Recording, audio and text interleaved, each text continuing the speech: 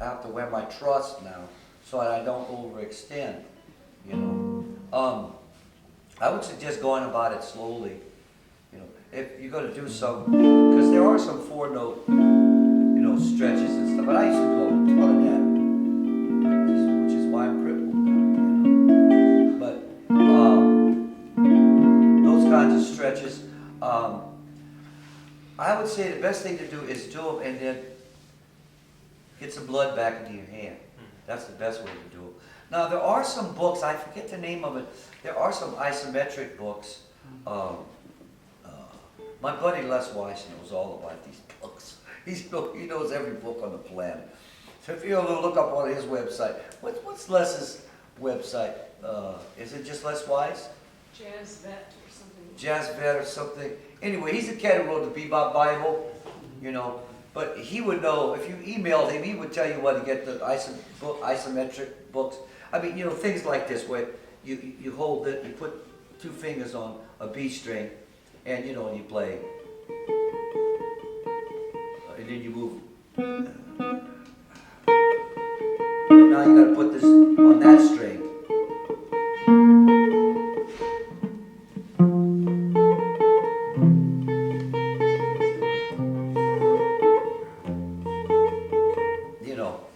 That's it, and then you know you can move it to the next one. You can move these 2 fingers down, you know, and you know. But then you have to be a masochist too. Every now and then you see Howard Roberts' isometric for guitarist book on eBay or Amazon. Now you want to talk about a nut? There was a nut. I knew him very well. A beautiful nut, crazy man, a lot of fun. Howard was a lot of fun. He was doing a seminar one time. I mean, a room full of young kids, you know, like 17 to 22 years old, you know. And he's talking about this and that. And he leans over and his hash pipe falls out on the floor. and you know, if you knew Howard, he had one of those like one of those kind of laughs, you know. And he picks up the pipe and he goes. Puts it back in his pocket, like nothing happens. And then one day he comes out of a seminar, I'm walking down the hall, he says, Ronnie, come here. He says, I talked to this student, he says, listen to this. He says, I was trying to tell him, you know, play this scale, you know, see I said that word, that was bad. I was telling him play this scale, you know, and play this arpeggios. And the guy told me, he says, no man, he says, I don't want to do none of that stuff. I don't want to play those scales and arpeggios. And Howard looks at him, he says, well, why not? He says, if I do that, I'll sound like all the rest of you. This kid says, you know, I don't have to do those chords, those scales, no arpeggios. Like, and I fell on the floor. I couldn't believe it. Anyway. You did some playing with Joe Cass too. Yeah, Joe was very nice to me as a young man. I used to go sit in and play with Joe a few times, you know. And I got to play with, when I was about 23 years old, Jimmy Rainey came to town, and Kenny Burrell was supposed to play with him, but he broke his arm. So the guy who ran the store called me up and said, Ronnie, get your guitar and get over here. So I went over there and here's Jimmy Rainey, like one of my heroes, you know. So, and he was very sweet, very nice. Barney Kessel came by and sat in. Tony Reese, a whole bunch of guitar players. But I got the gig, you know. So it was a lot of fun. And Jimmy was nothing but a gentleman. He was very nice to a young kid, you know. So anyway. Yeah. I just had a question about some of those counter lines that you're doing. What's your thought process behind some of those? Maybe like say for instance over 2-5-1. Well, my main would be listen to Glenn Gould play Bach. That would be my first answer. But I don't know. I have just a few of them. You know, like if you have C and you got the E for a melody, and you can play diatonic, just moving that chord up. If I put the rest of the chord, you can hear it.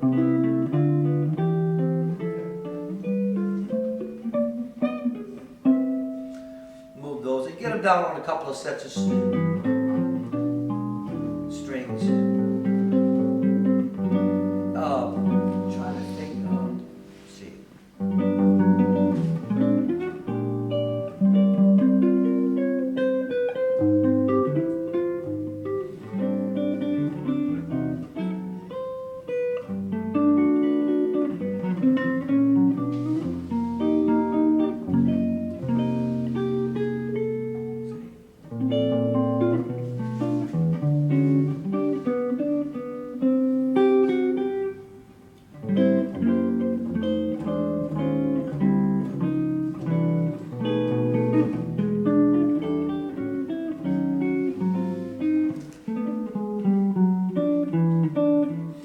You know, you just doing stuff like a good one for that is this one.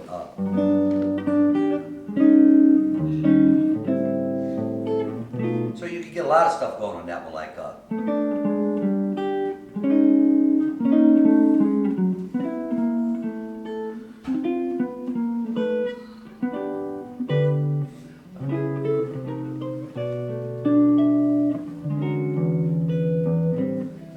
some tunes lend themselves to that kind of situation.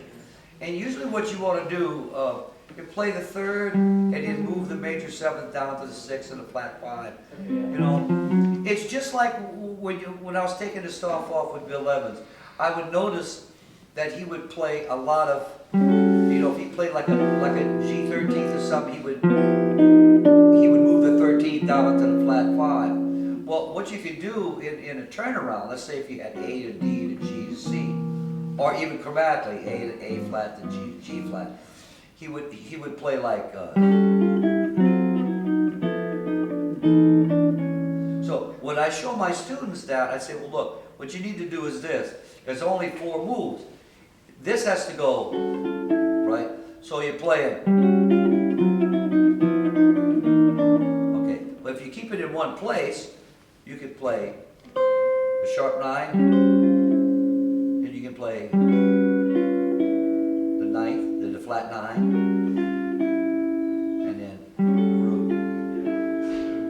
See, all of that. So if you're playing that tune like I was playing in 4/4.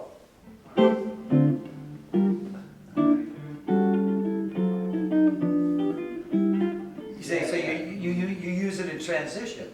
So. And it's real simple if you think about it, because there's only really 2 ways to go.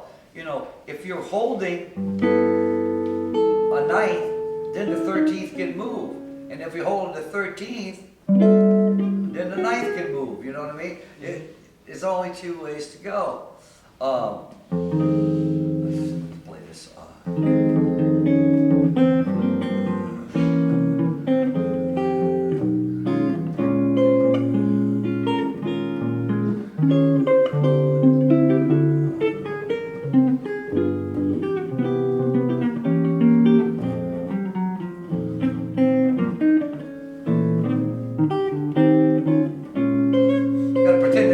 Section with me.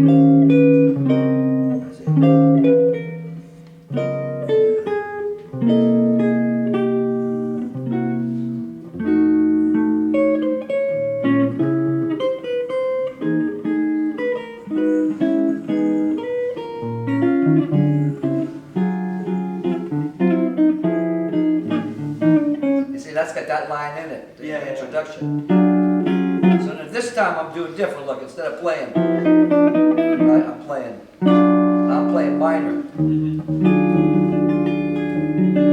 know, like Jim Hall, the first chord of All Across the City. You know, minor, major, I'm doing is I'm keeping the 9th and the 11th, and then I'm moving the major 7th. But when you put it in transition, it's basically like you're saying A flat, even though it's E flat, you're saying A flat to G7 to C, and you get back to F minor. So when you put it all together,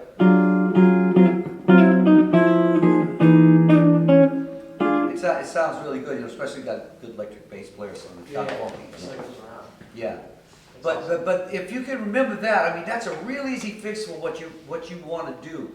If you got the 9th and you got the, on this set of, kind of strings here, if you got the 9th or the sharp 9, this is all movable, right? From the flat 5 all the way up to the 13th. And any of these notes are fair game for melody notes, right? Now, what you can do, you can look at it backwards too. You could say that this is, instead of being G, it could be, now it's D flat, right?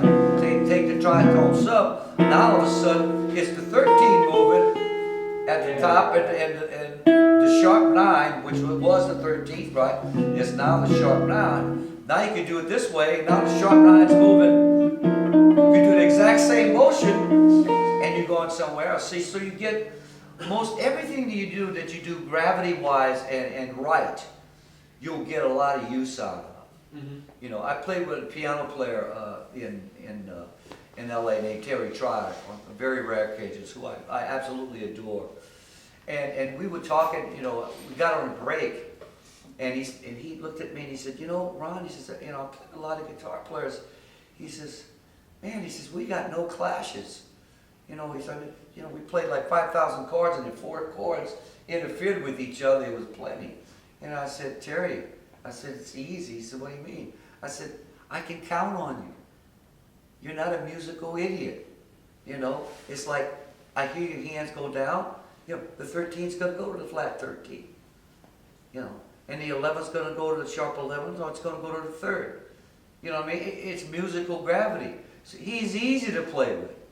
I don't even have to guess, because he's going to play the right voice leading, So all I got to do is tag along, man. It's fun, So, but if you look at those things, that's what that is. It's very important that if you're going to play, jazz music. I'm not talking about country or pop or anything. If you're going to play, the Great American Songbook, and things like that.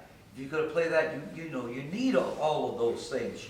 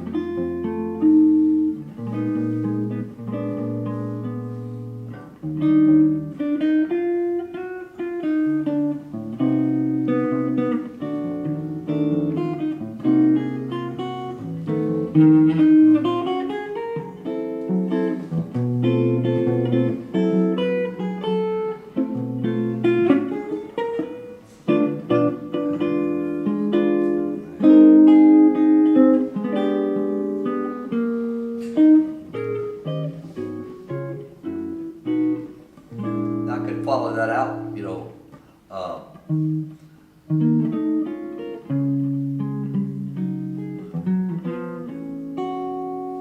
Jimmy Wyman could do 8,000 of those.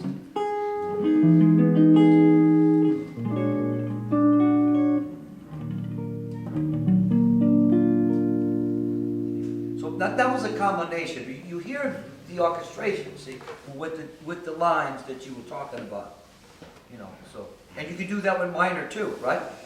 You know, Jim Hall, he'd take that and go, he'd do stuff like that, you know.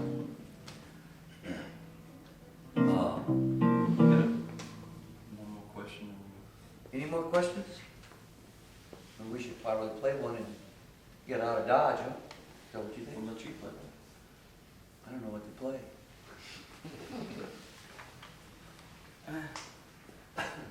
Oh. You See. do, in the love Huh? in the love. Oh, it's a band too. I'll play something with a walking bass line. I forgot that.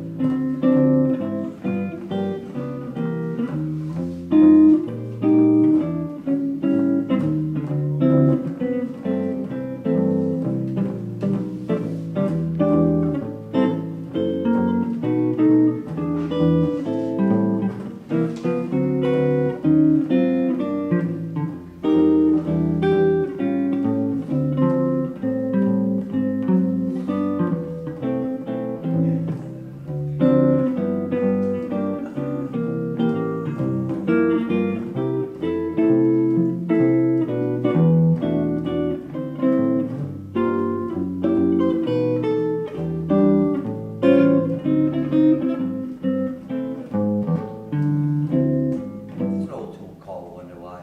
But, oh wait, we're almost in Alabama.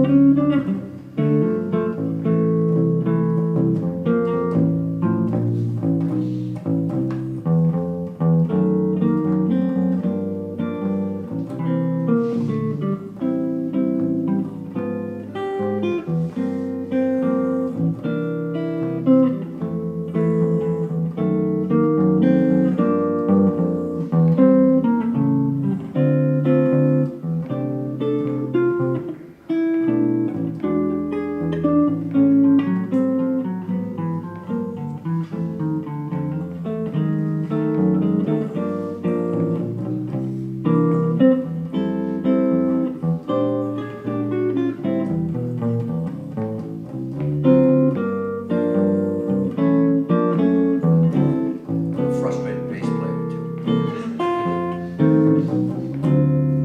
But anyway, you get the idea. You know, so. I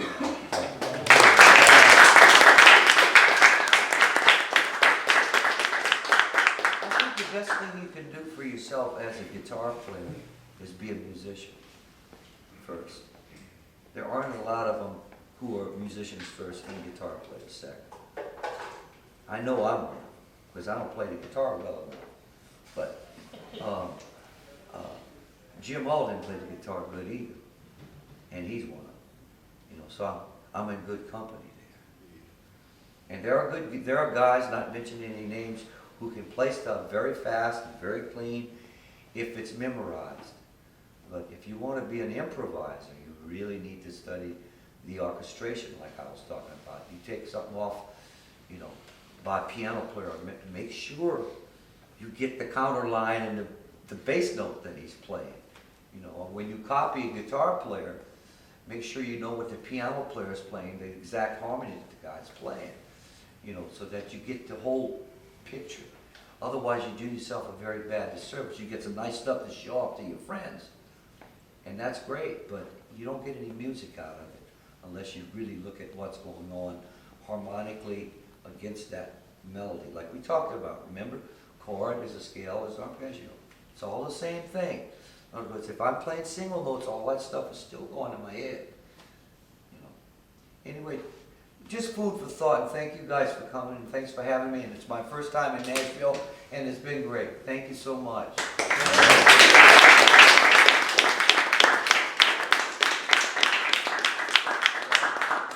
Pick with everybody. Cool. Yeah, that's great.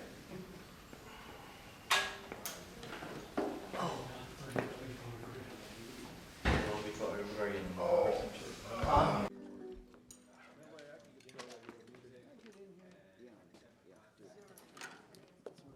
That's what he said.